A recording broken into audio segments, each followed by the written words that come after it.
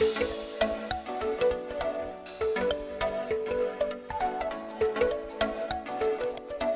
สดีค่ะทุกคนคลิปนี้นะคะช่องเราจะพาทุกคนมากินหมูกระทะ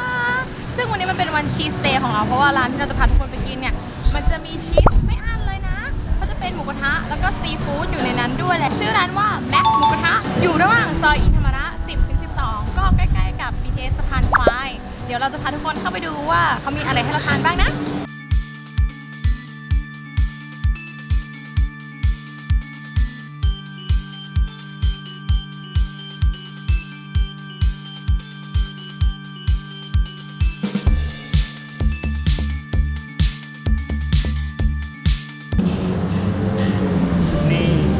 อันนี้ถ้าเกิดว่าใคร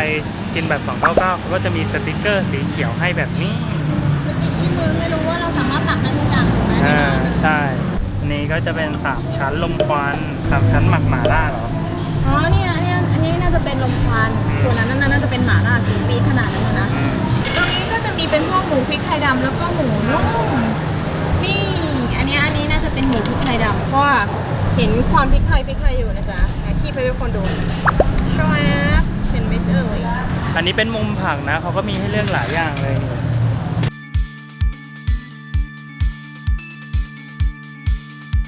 อันนี้เป็นน้ำจิ้มสุกี้คือน้ำจิ้มสุกี้ปกตินะจ๊ะน้ำจิ้มซีฟู้ดข้นมากทุกคนท้าแต่แซ่บแต่ต้องลองชิมดูว่ามันแซ่บอย่างหน้าตามันไหม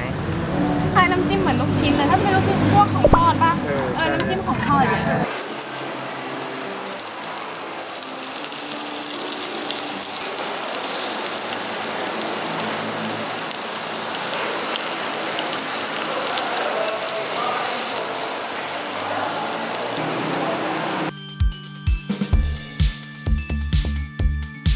มาเราจะกลับแล้วนะบ๊ายบายไม่ใช่เว้ยกลับหมู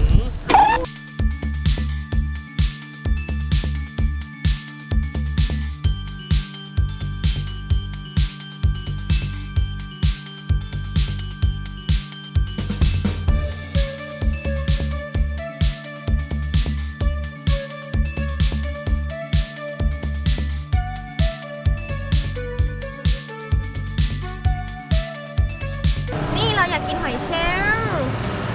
ตัวใหญ่ๆเหมือนกันนะเนี่ยหอยเชลล์ก็ไม่ได้ตัวเล็กๆนะทุกคนก็เลือกอันที่มันใหญ่ๆหน่อยเดี๋ยวจะเอาไปใส่กับชีสแล้วทุกคนที่ดูเนี่ยกินกับชีสแบบเนี้ยเดี๋ยวเอาไปโรยแล้วตอนมันย่างๆมันก็จะเยิ้มๆใช่ไหม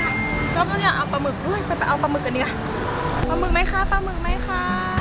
เหมือนปิ้งให้ผมหน่อยว่าป้าเดี๋ยวจะเอาปลาหมึกฟาดหน้าเลยนะเนี่ยเขาเสียบไม้เหมือนอารมณ์เราเป็นแม่ค้าขายปลาหมึกปิ้งจริงๆอะก็เมื่อกี้เราเห็นนะว่าก็เทกุ้งมาแล้วกุ้งแบบเบรกไม่อยู่อ่ะ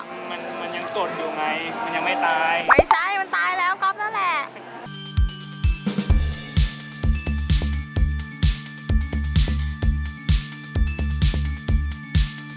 นี่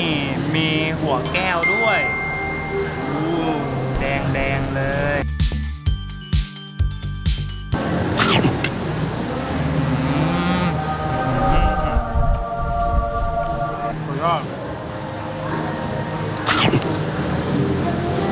นี่หอยเชลล์ย่างชีสจ้าขอลองแบบยังไม่จิ้มดูนุบไปเลย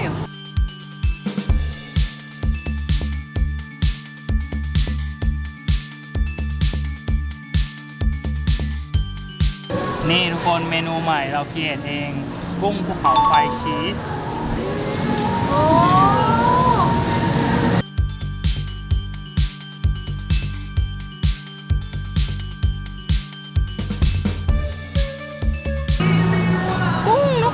ก๊อฟแกะให้จ้ะ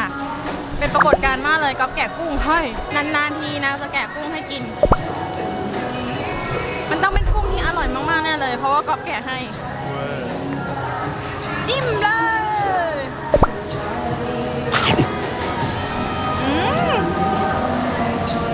อร่อยด้วยอันนี้คือเมนูกุ้งฮีทที่สุกแล้วนะเมื่อกี้ที่เราทำ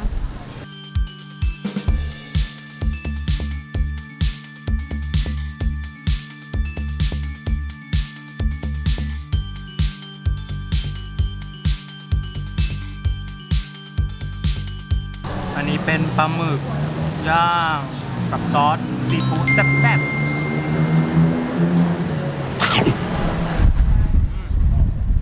กรุบกรอบมากเลยอ่ะน้ำจิ้มซีฟู้ดที่นี่เขาจะเหมือนแบบรสชาติออกหวานๆหน่อยหวานๆเผ็ดๆอีกคำหนึ่งกลัวไม่เชื่อว่าอร่อยจริง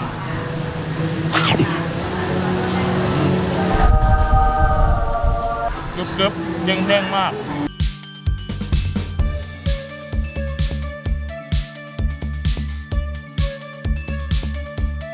ตัวปลาหมึกมันมีความเค็มอยู่แล้วอ่ะเหมือนเพราะว่าเขาหมักซอสมาให้แล้วคือเราก็เอามาย่างเนี่ยคือเราไม่ต้องมาคอยแบบปึ๊บที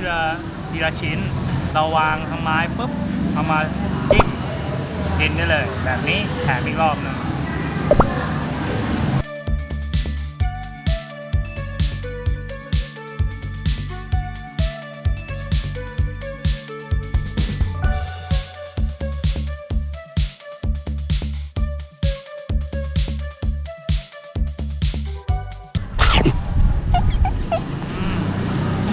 หมูนุ่มพอดีเขา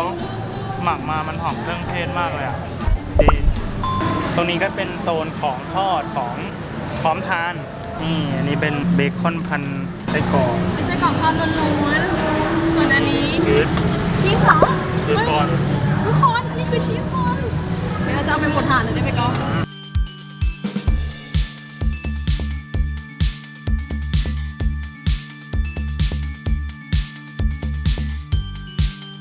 นี่ก็เป็นเมนูของทอดที่เราไปหยิบมา เมื่อกี้ก็บอกว่าชีสบอลดีมาก เดี๋ยวเราจะลองชิมดู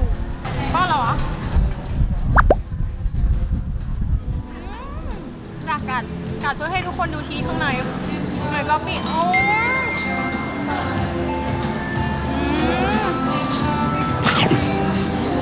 หายไปไหนแล้วอ่ะ อร่อยอ่ะ เมื่อกี้มินไปเอากุ้งอบวุ้นเส้นมานี่ยังร้อนๆอยู่เลยทุกคนอู้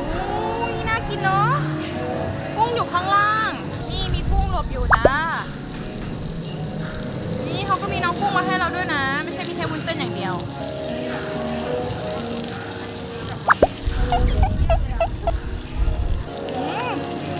อร่อยอ่ะอะไรไม่ให้เดินอ้อมมาจากไกลแล้ว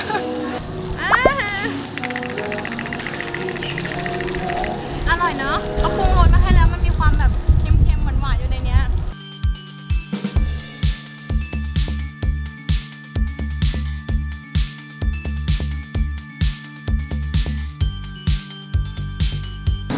ก็ที่เนี่ยมี2ราคานะ199เป็นราคาแรกอันนี้จะมีแต่หมูกระทะส่วนอีกราคาหนึ่งเป็น299ราคาเนี้ยรวมซีฟู้ดทุกอย่างแล้วก็รวมหมูกระทะ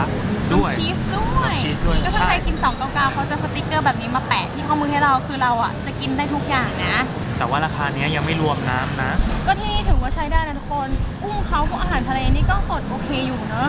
ก็แนะนำให้ทุกคนมากินแล้วกันนะร้านแม็กหมูกระทะนะคะ ถ้าใครชอบคลิปนี้ค่ะอย่าลืมกดไลค์กดแชร์กด subscribe ช่องเราด้วยนะแล้วเดี๋ยววันนี้เราขอตัวไปกินขนมต่อก่อนแล้วกันนะคะบ๊ายบายนะ